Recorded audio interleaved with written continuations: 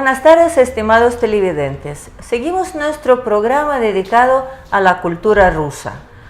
Hoy vamos a apartar un poco de los temas completamente culturales y les ofrezco el tema sobre la ciencia rusa. Esta tarde vamos a hablar especialmente sobre los logros de los científicos soviéticos y rusos en el área de cosmonáutica. El día 12 de abril, todos los años, la humanidad festeja el Día Mundial de la Aviación y de Cosmonáutica. Esta fecha fue elegida en honor al primer cosmonauta, al primer vuelo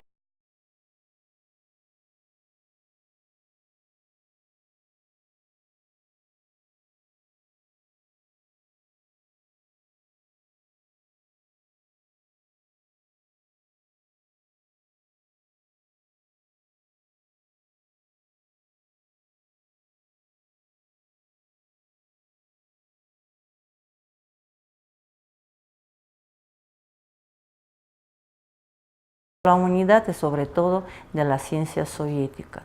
Pero antes de este vuelo histórico fue hecho un camino muy largo de las investigaciones en este área.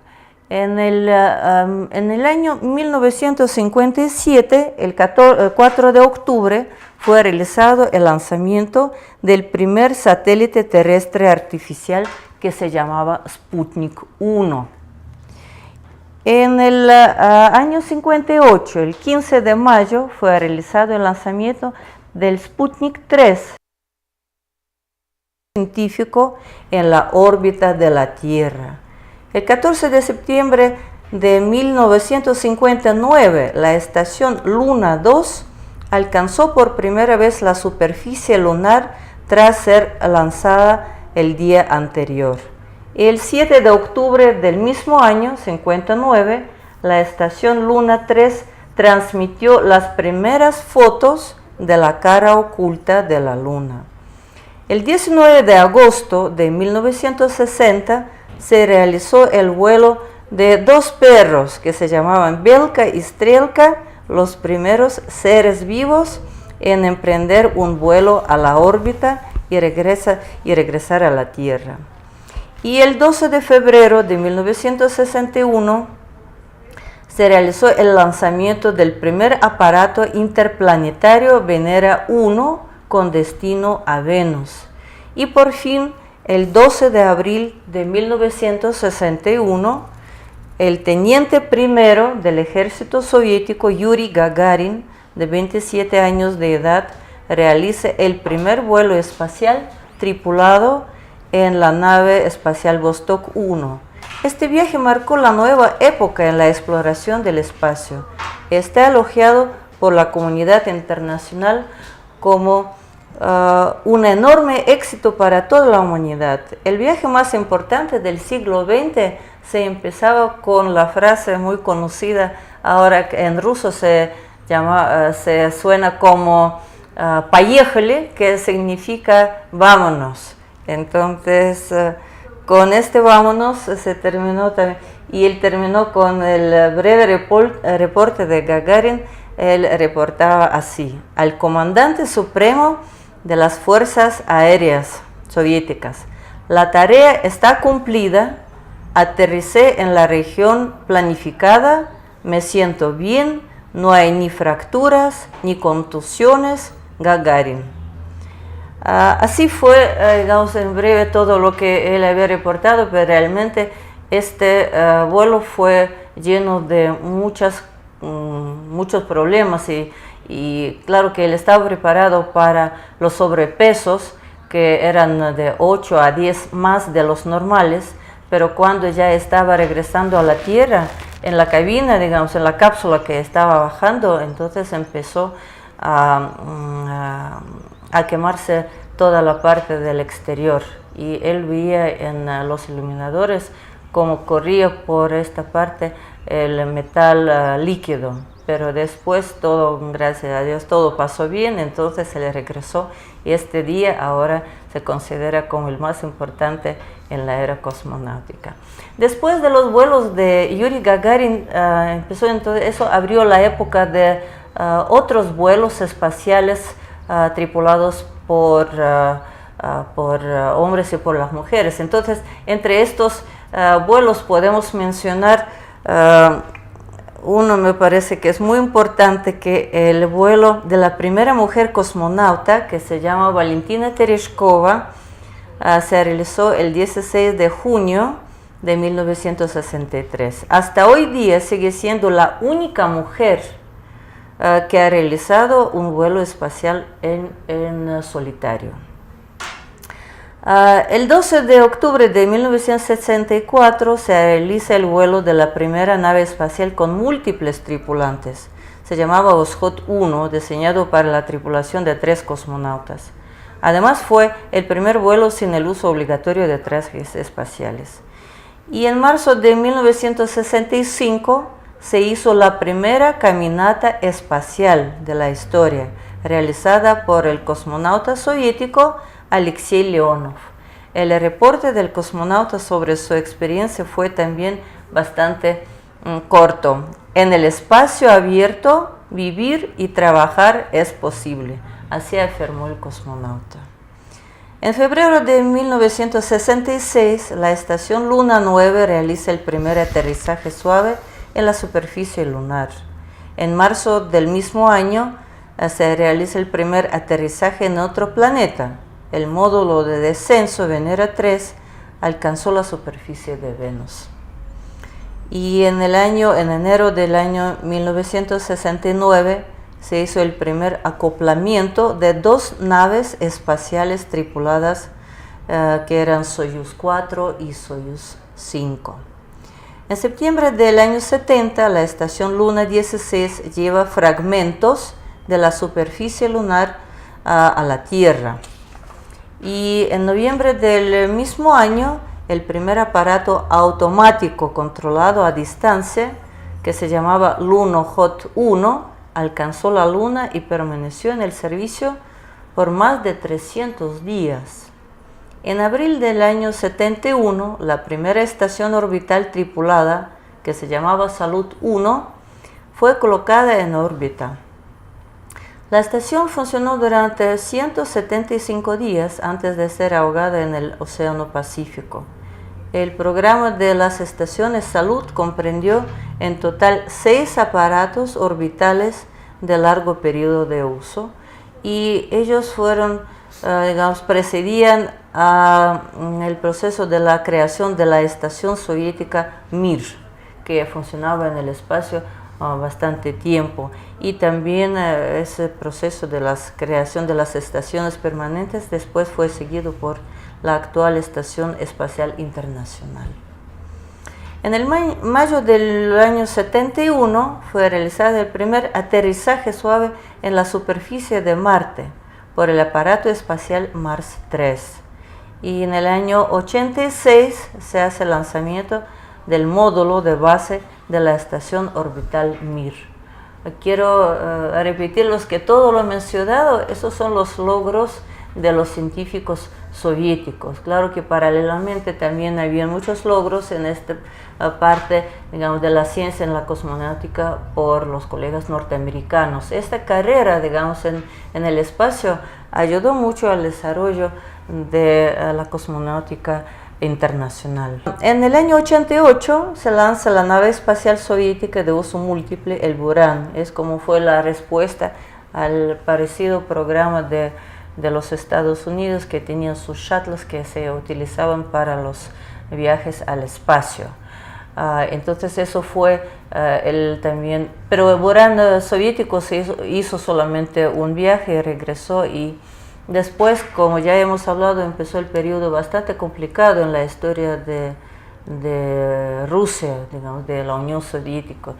Se empezó el proceso de la desintegración de la Unión Soviética, y los primeros años 90 fueron muy duros en la parte social, económica, cultural y también científica. Entonces se frenó un poco este proceso de los trabajos e investigaciones en la parte de cosmonáutica, pero después del proceso de restablecimiento. Y también necesito mencionar que por qué fue tan duro, porque la Unión Soviética, como también hablamos, estaba compuesta por diferentes repúblicas, y cuando se desintegró todo, digamos, el Estado, también se desintegraron las relaciones de las fábricas que producían y de los centros de investigación que estaban no solamente en Rusia, sino en otras repúblicas soviéticas.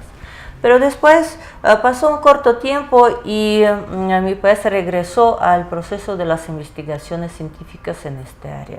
Entonces, y puedo mencionar que, por ejemplo, hasta ahora tenemos no batidos los récords de la permanencia en el espacio, que fue hecho por Valery Polyakov, un cosmonauta ruso, y su récord de la permanencia en la estación Mir fue en los años 94-95 de 438 días, bastante, pero para imaginar realmente es complicado. En 2015 el cosmonauta ruso Gennady Padalka asumió el liderazgo en cuanto a la permanencia total en la órbita con 878 días.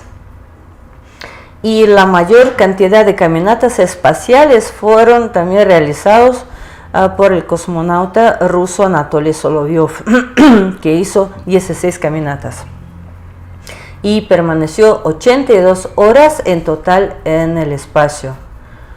En el año 98 se lanza el primer módulo de la estructura de Estación Espacial Internacional. Se llamaba Zarya. Y entre los años 2000 y 2010, Rusia lanzó 4 módulos de la Estación Espacial Internacional. Hay que mencionar que las naves Soyuz siguen siendo las únicas naves espaciales para el cambio de la tripulación en la Estación Espacial Internacional. Rusia es el propietario también de la plataforma marítima que se llama Sea Launch, que realizó ya 32 lanzamientos exitosos. Además, Rusia fue el primer país en lanzar un satélite comercial desde un submarino estratégico sumergido en el agua. El Observatorio Astrofísico Orbital ruso, que se llama Radio Astron, lanzado en 2011, se considera el radiotelescopio más potente en la historia de las observaciones del espacio. Los datos obtenidos por el aparato serán capaces de cambiar muchos de los conceptos actuales sobre el universo, según varias estimaciones. Y también hay que decir que la empresa estatal rusa Rosatom ahora está desarrollando motores nucleares para las naves espaciales del futuro. Entonces, desde los primeros pasos de nuestra civilización fuera del planeta hasta los avances más modernos, los logros soviéticos y rusos empujaron el progreso espacial. Y Rusia no solo fue el primer país en penetrar en el espacio, sino también durante toda la historia posterior sigue desempeñando un papel muy importante en los avances en este campo. Rusia realiza también muchos proyectos conjuntos con los países en la esfera de las investigaciones espaciales. Y entre Ecuador y Rusia también desarrolla un programa muy interesante y muy importante también para ambas partes de las investigaciones en esta área espacial. Para hablar un poco más en detalle sobre este proyecto, tenemos un invitado muy especial para nuestro programa, el ingeniero Fausto Freire, que trabaja en la Universidad Tecnológica Equinoccial y es graduado de la Universidad de Kursk. También estudió ahí la ingeniería de sistemas y la ingeniería ¿cómo me dijo? Doctorado en dinámica. Doctorado de dinámica. Habla perfectamente ruso, trabaja en este proyecto, o digamos, no solamente trabaja, sino dirige este proyecto. Entonces, por favor, ingeniero, ¿nos podría contar de qué está compuesto el proyecto, cómo está desarrollándose y cuáles son los propósitos y también las ventajas en la realización de este proyecto? Bien, muchas gracias. Entre la Universidad Universidad Tecnológica Inoxial y la Universidad del Suroeste de Rusia, estamos desarrollando un proyecto conjunto que se trata de un nanosatélite. De hecho, va a ser el primer nanosatélite estudiantil que será lanzado el próximo 15 de julio. ¿De este año? De este año, sí. Ya está todo preparado. El satélite está terminado, se viene trabajando aproximadamente unos 2 años y medio en el satélite, y Roscosmos nos envió ya la carta oficializando el lanzamiento para el 15 de julio. Es un proyecto estudiantil, universitario, en el cual han trabajado tanto docentes de investigadores de la UTE como de la contraparte rusa.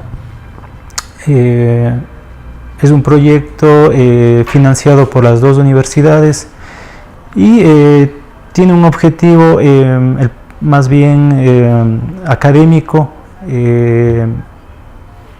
Dentro de su estructura tiene un sistema, un sensor que fue desarrollado por la Universidad del Suroeste de Rusia para analizar la concentración de las partículas en las atmósferas bajas.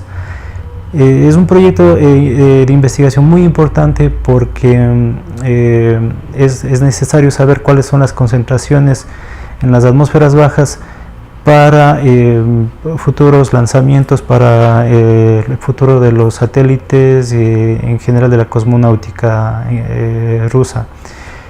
Nosotros en la Universidad Tecnológica Inoxial vamos a colocar un área de recepción de la telemetría de este nanosatélite, que será lanzado a una altura aproximada de unos 400 kilómetros, y a partir de ese momento empezará a caer. Estimamos que caerá a la Tierra en un año y medio más o menos. Entonces esa es la vida, el tiempo de vida que tiene este satélite.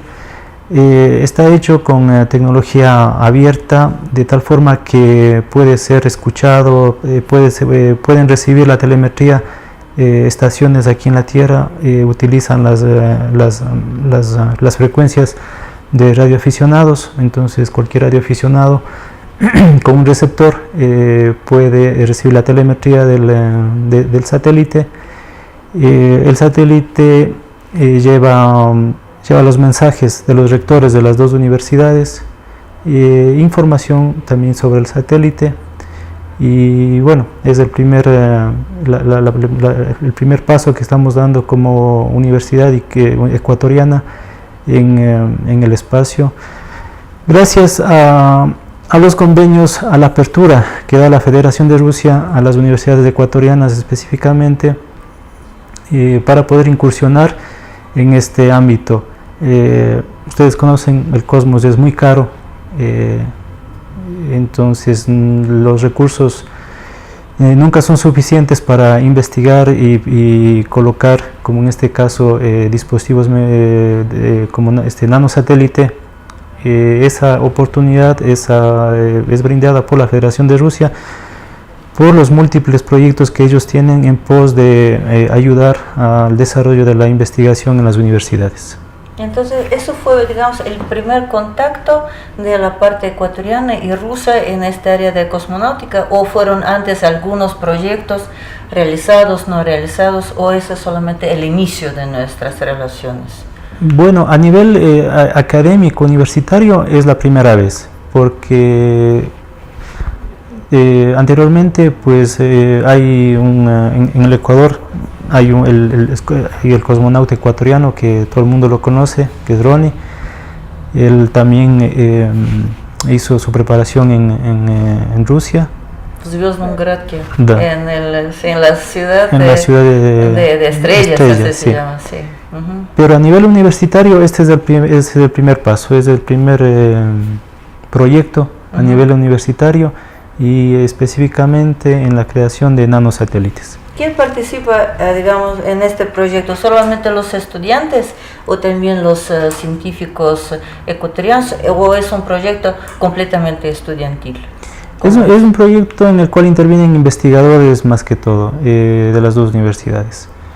Tuvimos la oportunidad como UTE de pasar pasamos 3 meses en Rusia, justamente colaborando en la parte de la construcción mecánica del satélite. Entonces estuvieron allá en Rusia para formar, digamos, todos los detalles de este proyecto. Así es. ¿Y cómo va a ser lanzado, digamos, va a ser lanzado mediante un cohete que en realidad este cohete lleva un satélite comercial. Las especificaciones ¿Ruso? ¿O internacional? Es ruso. Es un satélite ruso que conocemos que pesa alrededor de 2 toneladas y nosotros vamos como carga adicional al satélite con un sistema especial de lanzamiento. Entonces, que el momento que llegue a la altura determinada, este contenedor lanza el nanosatélite y el cohete sigue hacia la órbita geoestacionaria. Y bueno, ¿por qué nos lanzan a esa altura? Porque las políticas internacionales no permiten más, ¿no? ¿Hay algunos límites? Hay limitaciones, sí. ¿Porque es comercial o científico? ¿Cuál es la razón? Porque es un proyecto estudiantil de bajo costo por ese... Por eso no puede considerarse como comercial. Entonces, no es comercial y, por ejemplo, nosotros no tenemos incorporado motores, ¿no? Entonces el satélite cae. Podemos corregirlo vamos a utilizar imanes para utilizar la propiedad de la Tierra, que la Tierra es un imán. Entonces el satélite también va a llevar incorporados imanes para un poco corregir la caída del satélite, pero no podemos hacer nada más porque no nos permiten colocar motores por cuestiones de seguridad en el espacio. Entonces hay muchas políticas, muchas restricciones y claro, estas restricciones deben ser coordinadas por todos los países que dominan esta área y eso es muy complicado obtener esas resoluciones, esas facilidades para colocar estos satélites. ¿Cuánto tiempo de duración, digamos, tiene este satélite? ¿Cuánto se considera? ¿Cuánto va a permanecer allá para trabajar? Tenemos la estimación que durará aproximadamente 1 año y medio. Ya. Es decir, desde el momento de lanzamiento hasta el momento que entra a la atmósfera de la Tierra y bueno, se destruye por cuestiones de... ¿Y cómo van a compartir, digamos, los datos conseguidos por el satélite? ¿O todo es el conjunto ecuatoriano-ruso que trabaja y que utilice después los datos obtenidos para sus investigaciones? Así es, sí. Nosotros en la UTE tenemos ya un centro de monitoreo con receptores, con antenas. De igual forma, la Universidad del Suroeste de Rusia tiene un sistema, una estación terrena. Entonces, va a depender el satélite en qué posición se encuentre. Cuando pase por la parte de influencia o de recepción de señal del Ecuador, nosotros recibiremos la telemetría y cuando pase por Rusia va a coger la Universidad del Suroeste. Entonces vamos a tener más datos porque el territorio de Rusia es un poco más grande que de Ecuador. ¿Sí? Así es. Y la información es información de las universidades, se comparte. Ya. Entonces toda la información, toda la telemetría va a ser compartida por las dos universidades. Además, como les comentaba, que trabaja en frecuencias de teleaficionados, de los radioaficionados. Entonces, en realidad, cualquier radioaficionado en cualquier parte del mundo puede receptar la señal del satélite. Está bien, entonces, felicitaciones, aunque todavía no está lanzado el satélite, pero espero que va a tener mucho éxito y eso será el primer paso en nuestra colaboración en esta área satelital y de cosmonáutica. Así es. Entonces, ingeniero, lo agradezco muchísimo por su presencia, por su venida y por contarnos los detalles. Espero que después de que todo va a realizarse bien, podamos compartir otra vez su tiempo aquí para contar a nuestros televidentes sobre el desarrollo de la colaboración espacial, en este caso ecuatoriano-rusa. Los agradezco mucho por su presencia y entonces les deseo todo lo bueno y hasta los próximos encuentros. Muchas gracias.